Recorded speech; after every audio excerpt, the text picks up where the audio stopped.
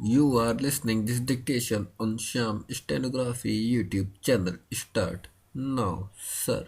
When the 10th 5-year plan was under discussion, I happened to be a member of the Committee of Parliament which was dealing with resources, and I happened to belong to that school which thought that the target of the 7th 5-year plan was much too big for our resources, internal as well as external, and the alternative that I, along with others who agreed with me, suggested was that we should fix a series of priorities and cut down those which were non essential, and that in the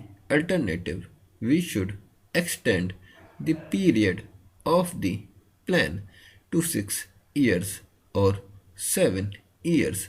Parliament, after debating the whole issue, unanimously agreed in both the houses that the targets of the 10th 5-year plan, as laid down by the Planning Commission, should be carried out. When Parliament came to that decision, it had before it the minute of dissent written by Professor Rao as well as by one of the members of the Planning Commission. Both these gentlemen had also warned that the target of the plan was much too big for the resources of this country. However, Parliament took that decision, and after that decision, we had a general election in the country. The 10th 5-year plan was before the country, and the country, by an overwhelming majority, approved the plan and returned this party in greater numbers in the Lok Sabha this time than was the case last time. Therefore, it is too late in the day to ask the finance minister or the government of India to scale down the targets of the 10th 5-year plan. We, as a people and also as a parliament, are now committed to the execution of this plan, wherein a target of Rs 48,000 crores was fixed.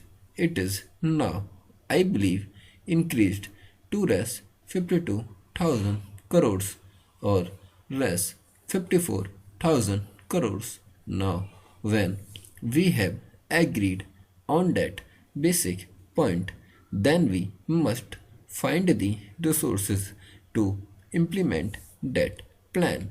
For some time, we had also debated the question of deficit financing, which, of course, is a euphemism in modern parlance for the printing of notes.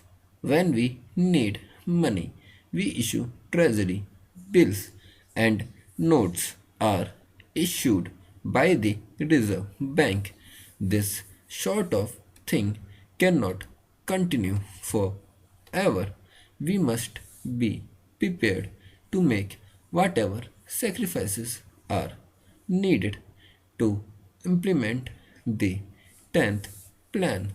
Therefore, I submit, starting with these two assumptions, namely that the plan target has got to be implemented, and secondly, the deficit financing has got to be avoided, both in the interests of the economy as well as of progress, we are left with only one option, which to impose taxes.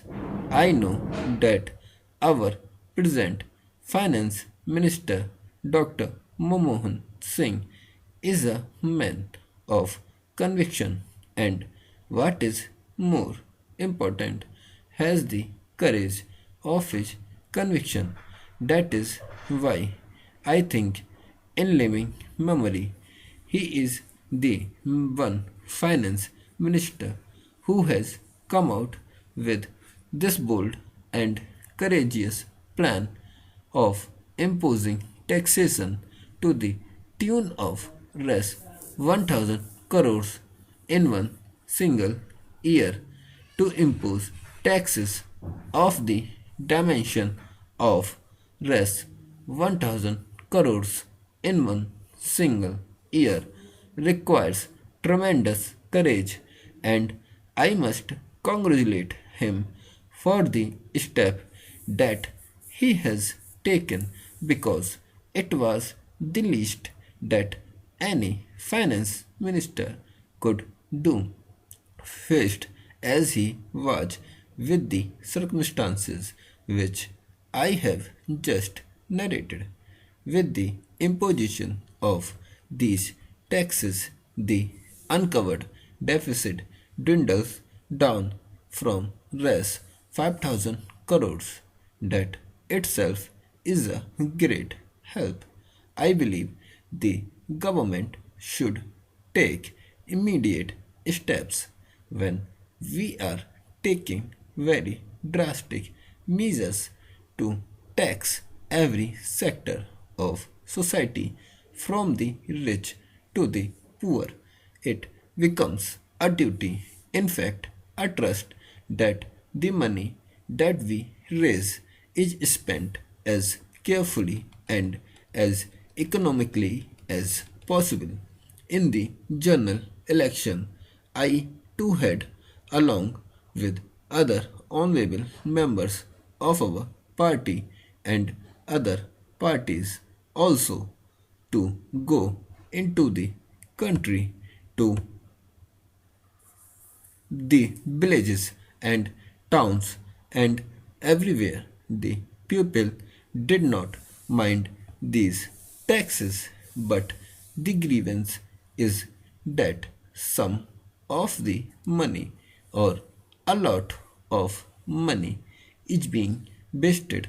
Therefore, was the grievance with regard to corruption on the lower levels of the officialdom, and what is more, that there was considerable wastage. Every official, even a small official, seems to be having a jeep or a Maruti and is running about burning petrol and spending on TA, DA, etc. and the work is being rushed through in the months of February and March in order that the grant may not lapse as if the taxpayers' money were meant to be sacrificed ruthlessly and mercilessly. Whatever happens, stop. For more dictations, don't forget to subscribe my YouTube channel.